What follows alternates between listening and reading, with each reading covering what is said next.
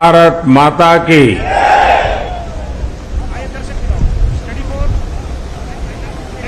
आज प्रातः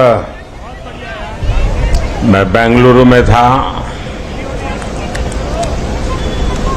सुबह बहुत जल्दी पहुंचा था।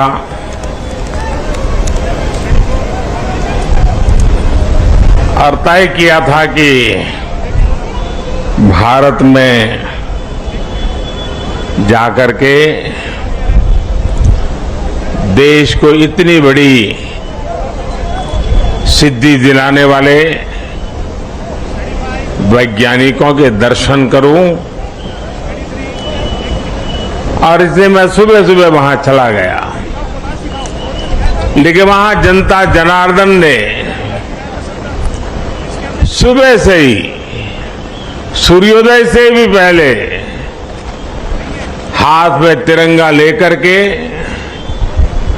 चंद्रयान की सफलता का जिस प्रकार का उत्सव मनाया, वो बहुत ही प्रेरित करने वाला था। और जब भी कड़ी धूप में सूरज बराबर तप रहा है, और इस महीने की धूप तो चमड़ी को भी चीर देती है, ऐसी कड़ी धूप में आप सबका यहां आना और चंद्रयान की सफलता को सेलिब्रेट करना और मुझे भी सेलिब्रेशन में हिस्सेदार बनने का सौभाग्य मिले, ये भी मेरा सौभाग्य है। और मैं इसके लिए आप सबका अभिनंदन करता हूं। आज जब मैं इसरो पर सुबह पहुंचा था तो चंद्रयान द्वारा जो तस्वीरें ली गई थी, उन तस्वीरों को पहली बार रिलीज करने का भी मुझे सौभाग्य मिला। शायद अब तो आपने भी टीवी पर वो तस्वीरें देखी होगी। वो खूबसूरत तस्वीरें अपने आप में एक बहुत बड़ी वैज्ञानिक सफलता की एक जीती जागती तस्वीर हमारे सामने प्रस्तुत हुई। आमतौर पर एक परंपरा है दुनिया में कि इन प्रकार के सफल अभियान के साथ उस पॉइंट का कोई न कोई नाम दिया जाए। तो बहुत सोचने के बाद मुझे लगा, और आज जहां पर चंद्रयान 3 ने लैंड किया हुआ है, उस पॉइंट को एक नाम दिया गया और नाम दिया है शिव शक्ति।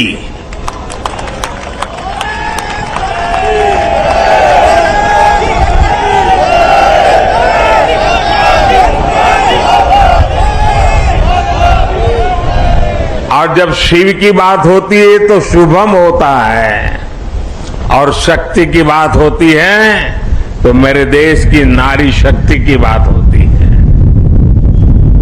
जब शिव की बात होती है तो हिमालय याद आता है, और शक्ति की बात होती है तो कन्याकुमारी याद आता है। हिमालय से कन्याकुमारी तक की इस भावना को उस पॉइंट में प्रतिबिंबित करने के लिए इसका नाम शिव शक्ति तय किया है। इसके साथ ही 2019 में चंद्रयान 2, उस समय नाम रखने की चर्चा मेरे सामने आई थी, लेकिन मन तैयार नहीं था। भीतर ही भीतर मन ने संकल्प कर लिया था कि पॉइंट 2 को भी नाम तब मिलेगा जब हम सच्चे अर्थ में हमारी यात्रा में सफल होंगे।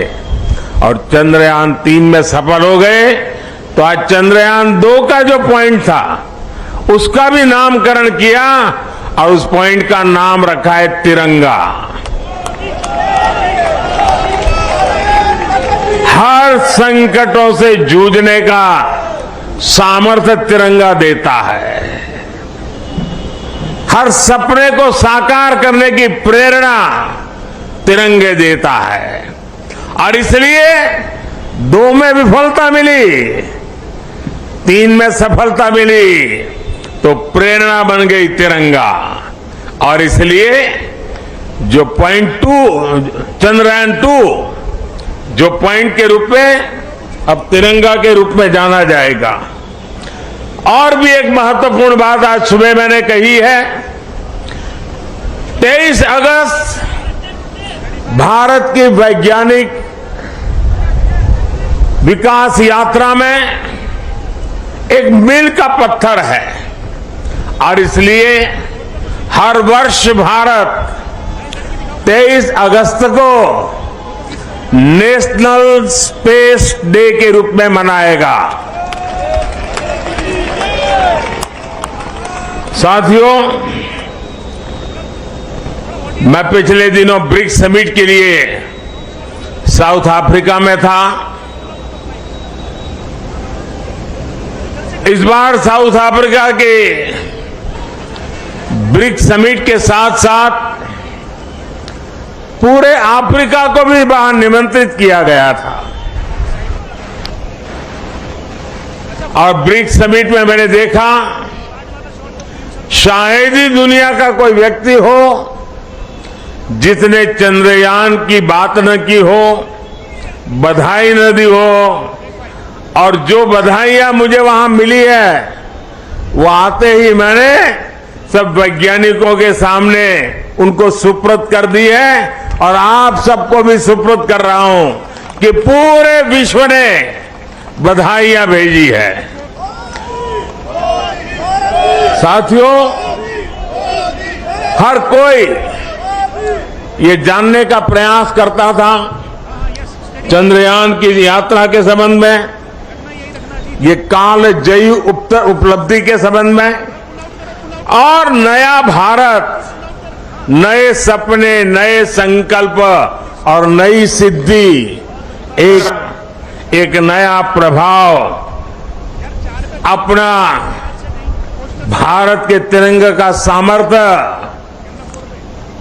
अपने सफलताओं के आधार पर, अचीवमेंट्स के आधार पर आज दुनिया अनुभव भी कर रही है, स्वीकार भी कर रही है और सम्मान भी दे रही है। साथियों, ब्रिक्स समिट के बाद मेरा ग्रीस जाना हुआ। 40 साल बीत गए, भारत के किसी प्रधानमंत्री ने ग्रीस की यात्रा नहीं की थी। मेरा सौभाग्य है कि बहुत सारे काम जो छूट जाते हैं मुझे ही करने होते हैं।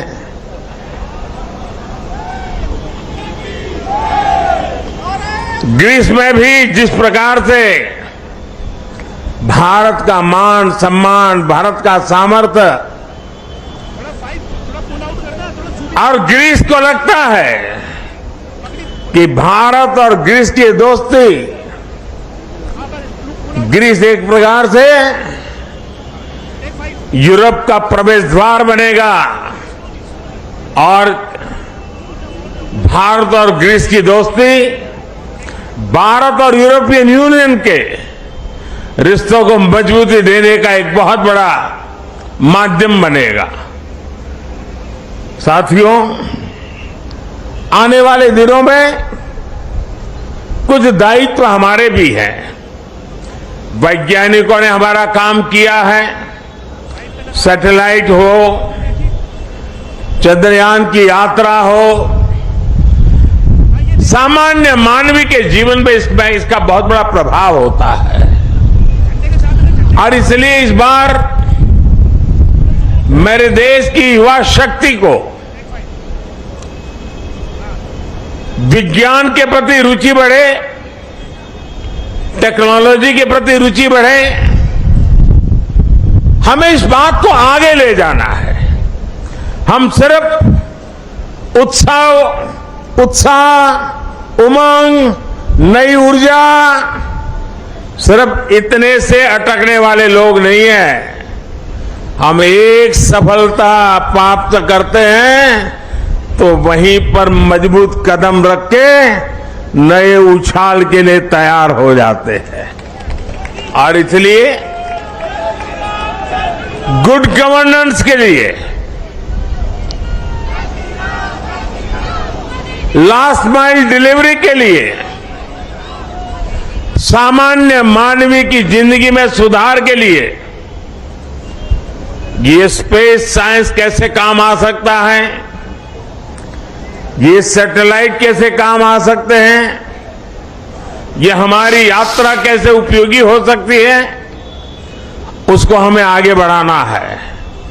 और इसलिए मैंने सरकार के सभी विभागों को सूचित कर रहा हूं कि वे अपने अपने विभाग में जो जन सामान्य से जुड़े काम है, उन कामों में स्पेस साइंस का, स्पेस टेक्नोलॉजी का, सैटेलाइट में कैसे उपयोग करें, क्विक रिस्पांस में कैसे उपयोग करें, ट्रांसपेरेंसी में कैसे उपयोग करें, परफेक्शन में कैसे उपयोग करें, उन सारे बातों की ओर वो अपनी समस्याओं को खोज के निकाले। और मैं देश के नौजवानों को आने वाले दिनों में हैकेथॉन ऑर्गेनाइज करना चाहता हूं। पिछले दिनों कई हैकेथॉन में देश के लाखों विद्यार्थी 30-30, 40-40 घंटे नॉन स्टॉप काम करके बढ़िया बढ़िया आइडिया दिए हैं और उसमें से एक वातावरण पैदा हुआ है।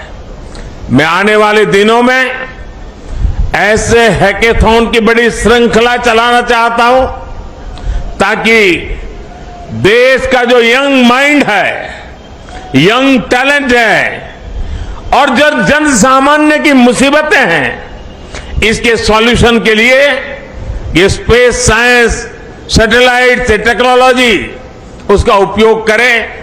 उस दिशा में हम काम करेंगे। इसके साथ साथ हमें नई पीढ़ी को भी विज्ञान की तरफ आकर्षित करना है।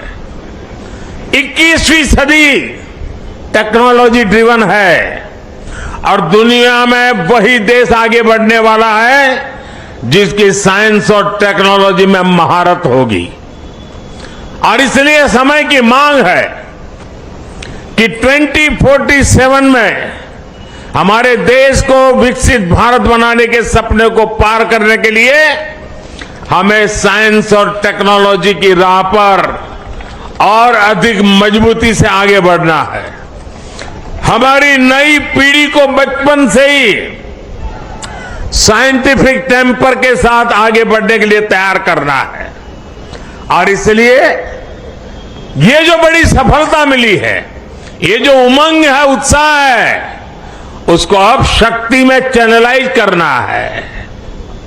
और शक्ति में चैनलाइज करने के लिए MyGov पर 1 सितंबर से एक क्विज कंपटीशन आरंभ होगी ताकि हमारे नौजवान छोटे छोटे सवाल जवाब देखेंगे तो उनकी धीरे धीरे उसमें रुचि बनेगी। और जो नई एजुकेशन पॉलिसी है उसने साइंस और टेक्नोलॉजी के लिए बहुत भरपूर व्यवस्था करके रखी हुई है।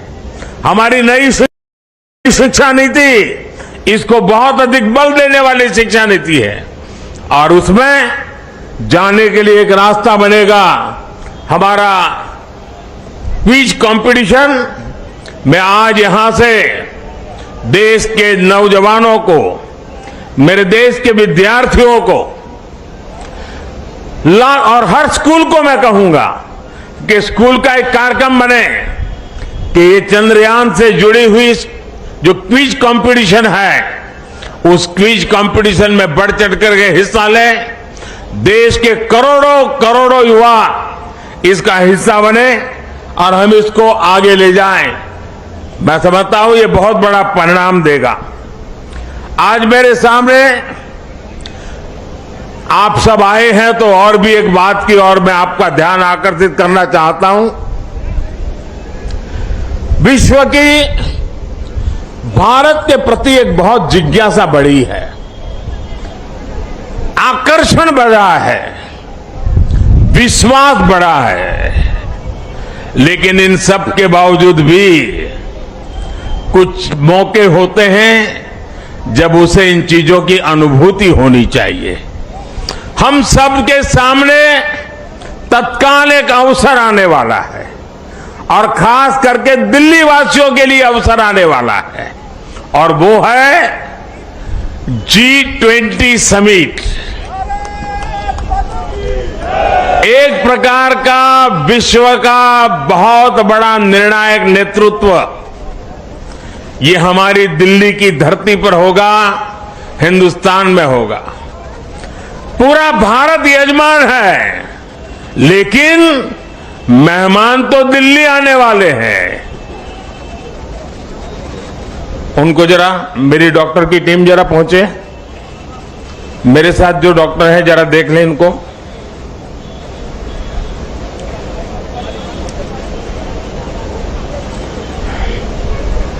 उनको हाथ पकड़ के ले जाइए, बिठा दीजिए कहीं और जूते वगैरह खोल दीजिए।